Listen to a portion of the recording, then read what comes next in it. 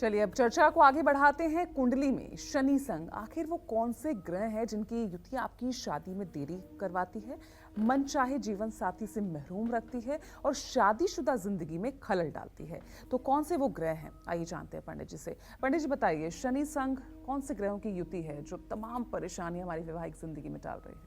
देखो पूजा, ये ज्योतिष जो है ना, अगाध सागर है, अगाध समुद्र है। बिल्कुल। केवल शनि को केंद्रित करके और किसी के शादी के बारे में सब कुछ नहीं कहा जा सकता। शनि बहुत अच्छा हो,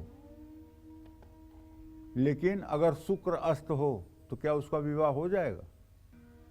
जी। विवाह का कारक ग्रह तो शुक्र है, दाम्पत्य जीवन का कारक ग्रह तो शुक्र है।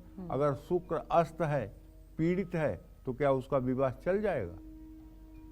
तो केवल शनि को ही सारा दोष देना उचित नहीं है, लेकिन हाँ, शनि उसमें एक कारण है। जैसे शनि की दृष्टि बहुत जहरीली होती है। महर्षि पाराशर कहते हैं, शनि दुख प्रदा गेयो राहुर ऐश्वर्यदायक। हे ज्योतिषी, तू शनि को दुखदाता ग्रह के रूप में और राहु को ऐश्वर्यदाता ग्रह के रूप में अध्ययन कर। ये संदेश है। तो शनि की जहाँ दृष्टि हो जाती है, शनि की दृष्टि कहाँ होती है? जहाँ वो बैठा होता है उससे 1 2 3 गिनो, जहाँ 3 आएगा वहाँ पूरी दृष्टि होती है। फिर वहाँ से 7 गिनो, जहाँ 7 आएगा वहाँ उसकी पूरी दृष्टि होती है। फिर वहाँ से 10वां गिनो, जहाँ शनि बैठा हो उसको भी 1 गिनो, जहाँ 10 आता हो वहाँ भी शनि की दृष्टि होगी। मतलब इन स्थानों पर तीसरे, 7वें, 10वें भाव को तो रगड़ कर खत्म ही कर देगा, इसमें कोई दो राय नहीं। जी। पिता का स्थान होगा तो पिता को मार देगा, माँ का स्थान होगा तो माँ को बीमार कर देगा, पत्नी का स्थान हो तो पत्नी को तहस नहस कर देगा, धन का स्थान हो तो दरिद्रता कर देगा, व्यय का स्थान है तो जुआ सट्टा में बर्बाद कर देगा, भाग्य का स्थान हो तो भाग्योदय नहीं होगा। मतलब शनि की ये दृष्टि बहुत जहरीली है। हाँ, संयोग इसमें ये हो सकता है कि अगर उसी भाव पर शुभ ग्रहों की भी दृष्टि पड़ रही हो, जैसे बृहस्पति की 9वीं 5वीं दृष्टि। बृहस्पति जहाँ बैठता है उससे गिनना शुरू करो, 5 नंबर जहाँ आता हो उसमें जान आ जाएगी। अगर वो आपका संतान भाव है तो संतान अच्छे होंगे। अगर आपको विवाह भाव है तो आपका पति या पत्नी अत्यंत गंगा जल की तरह पवित्र होंगे। अगर वो आपका धन भाव है तो पैसे से आपका खजाना भरा रहेगा। अगर वो आपका चतुर्थ भाव है तो आपका घर से हट करके दूसरा कोई महल बनेगा। अगर वो आपके तृतीय भाव में है तो आपके भाई बहन खुशहाल रहेंगे। अगर वो आपका भाग्य भाव है तो आप धार्मिक होंगे।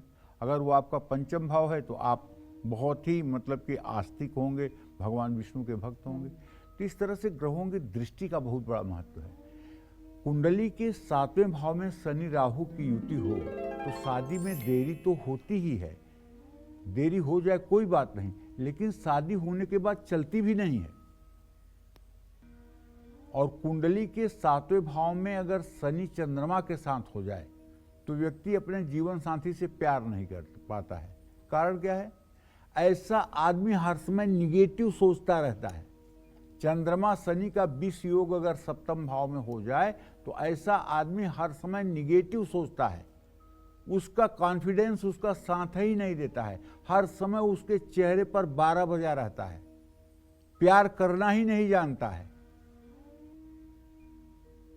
और ऐसे जीवन साथी के जो दूसरे जीवन साथी होते हैं वो तब किसी दूसरे में अपना रुझान कर लेते हैं, जिससे पवित्र रिश्ते में दरार भी पड़ती है।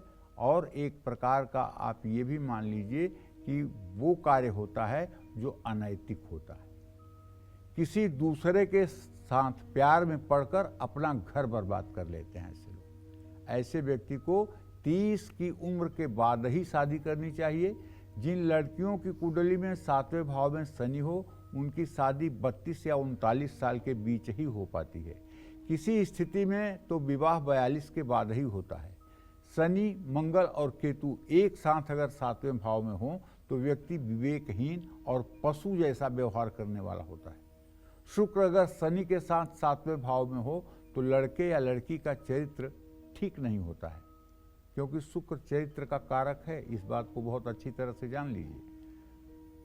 और खास करके अगर मिथुन राशि का किसी के कुंडली में शुक्र हो और वो नवमांश में वृषभ या तुला राशि का हो, तो ऐसा पुरुष या ऐसी स्त्री अत्यंत कामातुर होते हैं। इनके लिए विवेक शब्द का इस्तेमाल किया ही नहीं जा सकता, और जिंदगी में इसी कारण से तमाम परेशानियां खड़ी होती हैं। 7वें भाव में तुला, मकर या कुंभ राशि में शनि हो तो सस योग बनता है।